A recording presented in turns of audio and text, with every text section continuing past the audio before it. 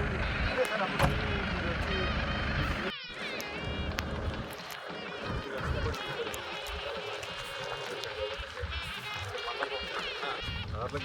World famous దాదాపు 150 ఫ్యాక్టరీలు ఉన్నాయి సార్ ఈ ఫెస్టివల్. హీరాల మీద ఇది దిగ్గేసింది ఈ రైతు మన రేపు వస్తుందా ఎప్పుడు వస్తుంది సార్. ఇది ఒకటే ఏకశిల సీడి బంగారు మెట్ట సార్. లాస్ట్ వరకు సార్ ఇవన్నీ డొనేషన్స్ వచ్చినాయి. అంటే దాదాపు ఫ్రీగా ఇచ్చాను మొత్తం 3 ఎకరాలు ఇచ్చినారు. ఇది అవతల విడిది అయ్యప్ప స్వాములు ఎవరన్నా ఉండని సార్. ఫస్ట్ ఒక్క నిమిషంలో 12 బంగారం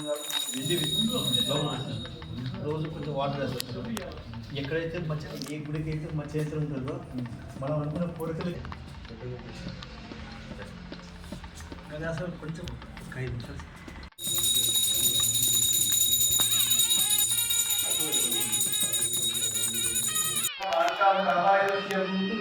రామేశ్వరో వై శ్రవణాదనాథో కుబేరాయ వై శ్రవణాయ నమో వయం వై శ్రవణాయ కుర్మహి సవేగామాంగమకామాయ మహ్యం. రామేశ్వరో వై శ్రవణాదనాథో కుబేరాయ వై శ్రవణాయ మహారాజాయ నమః. ఓం తద్ బ్రహ్మా ఓం తద్ వాయు ఓం తద్ ఓం తద్ సత్యం ఓం తద్ సర్వం ఓం తద్ సురో నమః. అంతఃశర భూతేషు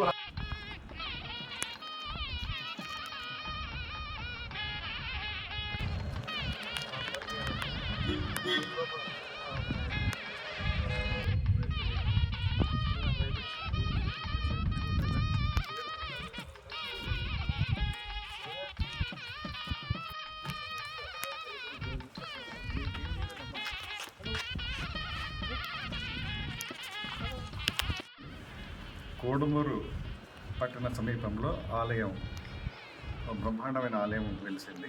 అయ్యప్ప స్వామి ఆలయం. భాస్కర్ రెడ్డి గారు, కిరణ్, వారి మిత్ర బృందం అందరూ కూడా కలిసి సుమారు ఒక 20 కోట్ల ప్రాజెక్టు చేపట్టారు. ఇక్కడ 3 ఎకరాలు అంటే 9 కోట్ల విలువైన పొలం ఒక దాత ఇచ్చారు. ఇప్పటికీ 4 కోట్ల రూపాయలు కలెక్షన్ అయ్యింది. సో వీళ్ళు ఒక భారీగా టెంపుల్ ఏర్పాటు చేస్తున్నారు. ఇందులో నేను కూడా ఒక డొనేషన్ ఇచ్చాను. ఇటు వెళ్తూ స్వామివారు నన్ను రప్పించారు. ఇక్కడ వచ్చిన తర్వాత అన్నీ కూడా క్లియర్ అయిపోయినాయి. మైండ్ అంతా క్లియర్ అయిపోయింది. అందుకే పూర్వం చెప్తుండేవారు, ఈ ధర్మో రక్షతి రక్షత అని. అంటే మన ధర్మాన్ని కాపాడితే ధర్మం మనల్ని కాపాడుతుందని. అది ఇక్కడికి వచ్చిన తర్వాత నిజం అనిపిస్తుంది నాకు.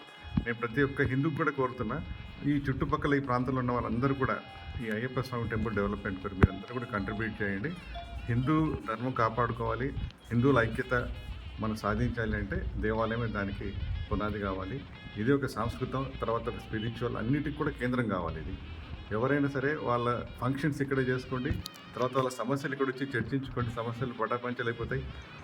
ఈ కేంద్రాన్ని మనం డెవలప్ చేసుకుంటే మన హిందూ ధర్మాన్ని కాపాడుకోవచ్చు, సుఖ సంతోషాలతో అందరూ కూడా జీవించవచ్చు అని చెప్పి నేను భావిస్తున్నాను. ఇది అనుభవంలో కూడా నేను గ్రహించగలిగాను.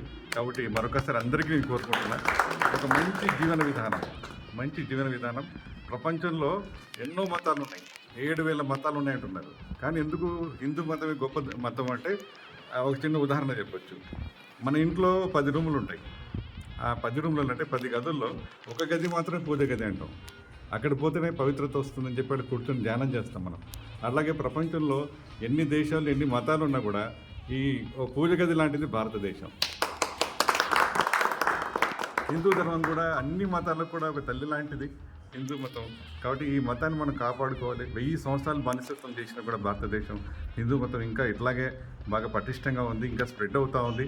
కాబట్టి ఈ హిందూ మతాన్ని మనం, ఈ ధర్మాన్ని మనం కాపాడుకోవాల్సిన బాధ్యత అందరికీ ఉందని చెప్పి మనవి చేస్తూ, నాకు ఇక్కడ సన్మానించి గౌరవించి స్వామివారి దీవెనలు ఇప్పించిన పూజారి గారికి, అందరికీ మిత్రులకు అందరికీ కూడా మరొకసారి ధన్యవాదాలు తెలియజేసుకుంటూ సెలవు తీసుకుంటాం.